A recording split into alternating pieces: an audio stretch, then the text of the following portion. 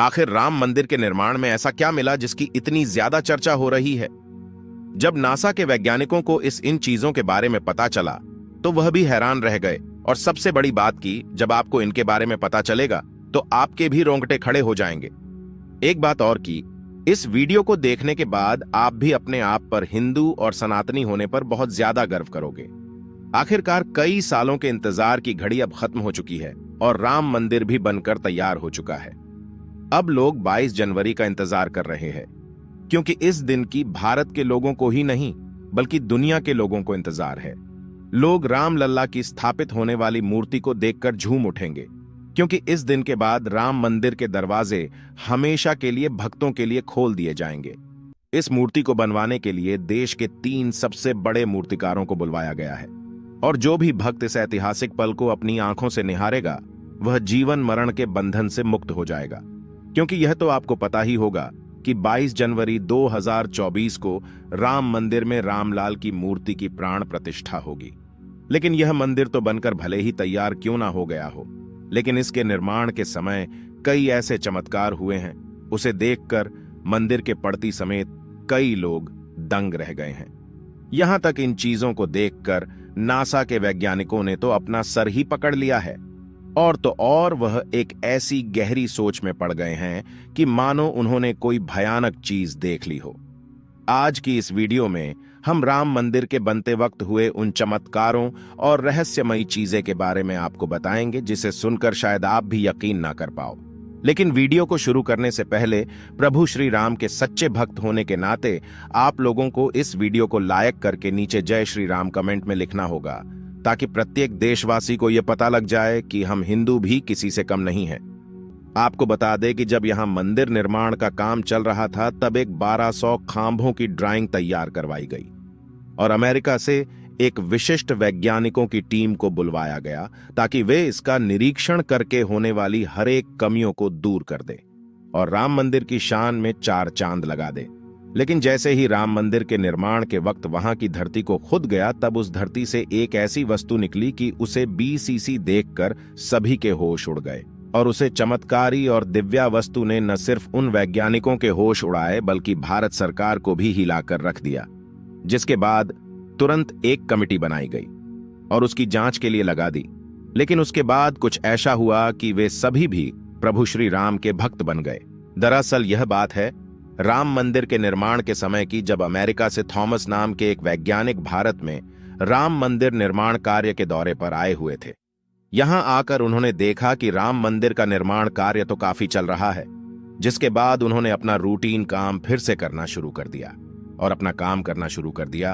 अपने काम करने के दौरान जैसे ही उनकी नजर मंदिर परिसर की तरफ गई तो उन्हें एक ऐसी जगह दिखाई जहां पर वहां धरती नरम पड़ी हुई थी। देखने में वह धरती वहां की जगह से पूरी अलग ही दिख रही थी। थॉमस को अपनी अंतरात्मा से कुछ अलग सी प्रेरणा मिलने लगी और तुरंत थॉमस ने अपने मजदूरों को वहां की खुदाई करने को बोल दिया। एक बार के लिए तो मजदूर भी हैरान हो गए कि ऐसी धरती की वह खुदाई क्यों करवा रहे हैं, लेकिन मजदूरों को तो उनका ऑर्डर मानना ही काम था, इसलिए उन्होंने बिना कुछ सवाल किए खुदाई शुरू कर दी। जैसे ही वहां पर खुदाई शुरू हुई, कुछ ही देर बाद उस धरती से पानी का प्रवाह शुरू हो गया। उस बहते हुए पानी को देख खुदाई करने वाले मजदूर परेशान हो गए, क्योंकि पानी के अंदर खुदाई करना मुश्किल ही नहीं बल्कि नामुमकिन सा हो जाता है। लेकिन जब इस पानी का सर्वेक्षण किया तो पता चला है कि यह पानी तो पास ही में बह रही सरयू नदी का पानी है। वे लोग यह समझ नहीं पाए कि यह माता सरयू का आशीर्वाद है कि वह खुद राम मंदिर की निर्माण में सहयोग कर रही थी। इस पानी ने सभी वैज्ञानिकों को एक गहरी सोच में धकेल दिया।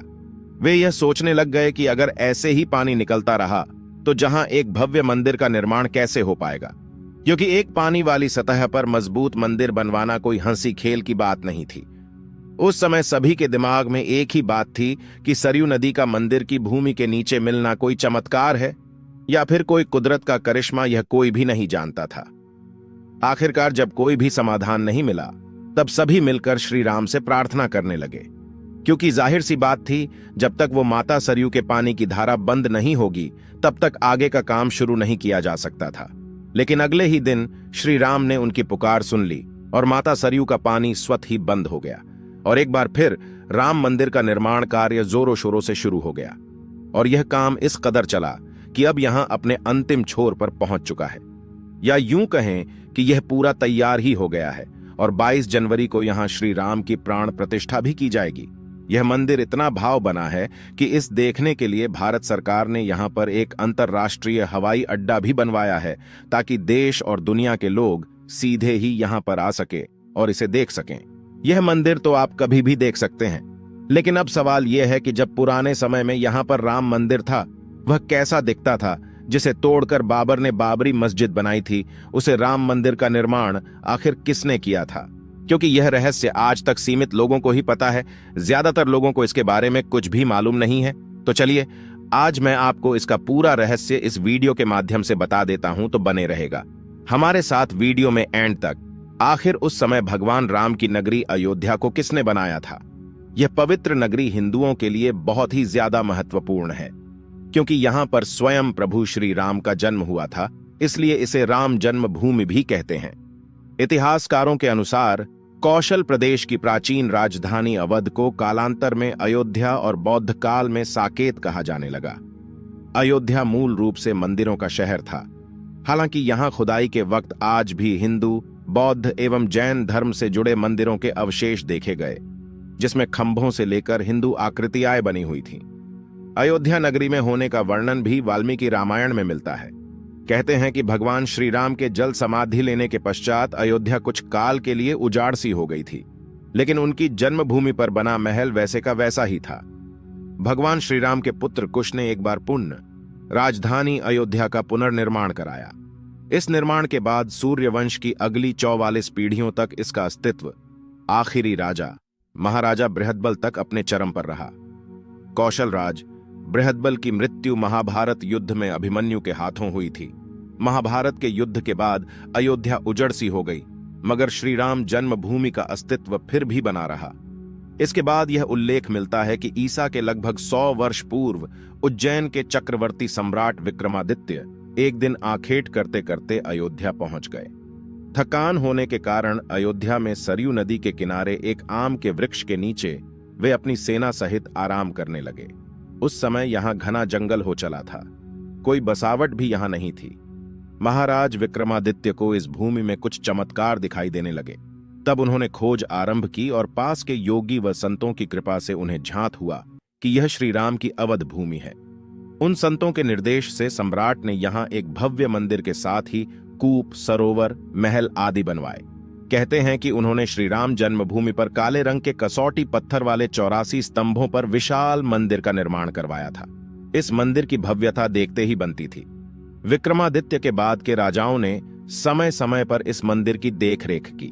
उन्हीं में से एक शुंग वंश के प्रथम शासक पुष्यमित्र शुंग ने भी मंदिर का जीर्णोद्धार करवाया था। पुष्यमित्र का एक शिलालेख अयोध्या से प्राप्त हुआ था, जिसमें उसे सेनापति कहा गया है तथा उसके द्वारा 2 अश्वमेध यज्ञों के किए जाने का वर्णन है। अनेक अभिलेखों से झांत होता है कि गुप्त वंशीय चंद्रगुप्त द्वितीय के समय और तत्पश्चात काफी समय तक अयोध्या गुप्त साम्राज्य की राजधानी थी। गुप्तकालीन महाकवि कालिदास ने अयोध्या का रघुवंश में कई बार उल्लेख किया है। इतिहासकारों के अनुसार 600 ईसा पूर्व अयोध्या में एक महत्वपूर्ण व्यापार केंद्र था। इस स्थान को अंतरराष्ट्रीय पहचान 5वीं शताब्दी में ईसा पूर्व के दौरान तब मिली जबकि यह एक प्रमुख बौद्ध केंद्र के रूप में विकसित हुआ। तब इसका नाम साकेत था। कहते हैं कि चीनी भिक्षु फाहियान ने यहां देखा कि कई बौद्ध मठों का रिकॉर्ड रखा गया है। यहां पर 7वीं शताब्दी में चीनी यात्री हेनत्सांग आया था। उसके अनुसार यहां 20 बौद्ध मंदिर थे तथा 3000 भिक्षु रहते थे और यहां हिंदुओं का एक प्रमुख और भव्य मंदिर भी था, जहां रोज हजारों की संख्या में लोग दर्शन करने आते थे। इसके बाद ईसा की 11वीं शताब्दी में कन्नौज नरेश जयचंद आया तो उसने मंदिर पर सम्राट विक्रमादित्य के प्रशस्ति शिलालेख को उखाड़कर अपना नाम लिखवा दिया। पानीपत के युद्ध के बाद जयचंद का भी अंत हो गया। इसके बाद भारतवर्ष पर आक्रांताओं का आक्रमण और बढ़ गया। आक्रमणकारियों ने काशी, मथुरा के साथ ही अयोध्या में भी लूटपाट की और पुजारियों की हत्या कर मूर्तियां तोड़ने का क्रम जारी रखा। लेकिन 14वीं सदी तक वे अयोध्या में राम मंदिर को तोड़ने में सफल नहीं हो पाए। विभिन्न आक्रमणों के बाद भी सभी झंझावातों को झेलते हुए श्री राम की जन्मभूमि पर बना भव्य मंदिर 14वीं शताब्दी तक बचा रहा। कहते हैं कि सिकंदर लोदी के शासनकाल के दौरान यहां मंदिर मौजूद था।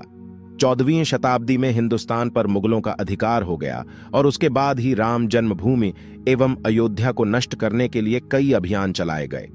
अंतत 1527 से 28 में इस भव्य मंदिर को तोड़ दिया गया और उसकी जगह बाबरी ढांचा खड़ा किया गया। कहते हैं कि मुगल साम्राज्य के संस्थापक बाबर के एक सेनापति ने बिहार अभियान के समय अयोध्या में श्री राम के जन्म स्थान पर स्थित प्राचीन और भव्य मंदिर को तोड़कर एक मस्जिद बनवाई थी, जो 1992 तक विद्यमान रही। बाबरनामा के अनुसार 1528 में अयोध्या पडीडी ढाव के दौरान बाबर ने मस्जिद निर्माण का आदेश दिया था। अयोध्या में बनाई गई मस्जिद में खुदे 2 संदेशों से इसका संकेत भी मिलता है। इसमें एक खास तौर से उल्लेखनीय है। इसका सार है, जन्नत तक जिसके न्याय के चर्चे हैं, ऐसे महान शासक बाबर के आदेश पर दयालु मीर बकी ने फरिश्तों की इस जगह को मुकम्मल रूप दिया। हालांकि यह भी कहा जाता है कि अकबर और जहांगीर के शासनकाल में हिंदुओं को यह भूमि एक चबूतरे के रूप से सौंप दी गई थी, लेकिन क्रूर शासक औरंगजेब ने अपने पूर्वज बाबर के सपने को पूरा करते हुए यहां भव्य मस्जिद का निर्माण कर उसका नाम बाबरी मस्जिद रख दिया था। लेकिन अंत में बाबरी मस्जिद का भी विध्वंस कर दिया गया और इस जमीन पर कई वर्षों तक कैसे चलता रहा और अंत में यह जमीन हिंदुओं को सौंप दी गई, जिस पर आज श्री रामलाल का भव्य मंदिर बनकर तैयार हो चुका है और 22 जनवरी को यहां पर प्राण प्रतिष्ठा भी कर दी जाएगी, जिसकी तैयारी अब वैसे अगर आप में से कोई अयोध्या निवासी है तो हमें अयोध्या के बारे में कमेंट में जरूर बताना और ऐसी ही जानकारी को जानने के लिए चैनल को सब्सक्राइब करना मत भूलिएगा। धन्यवाद।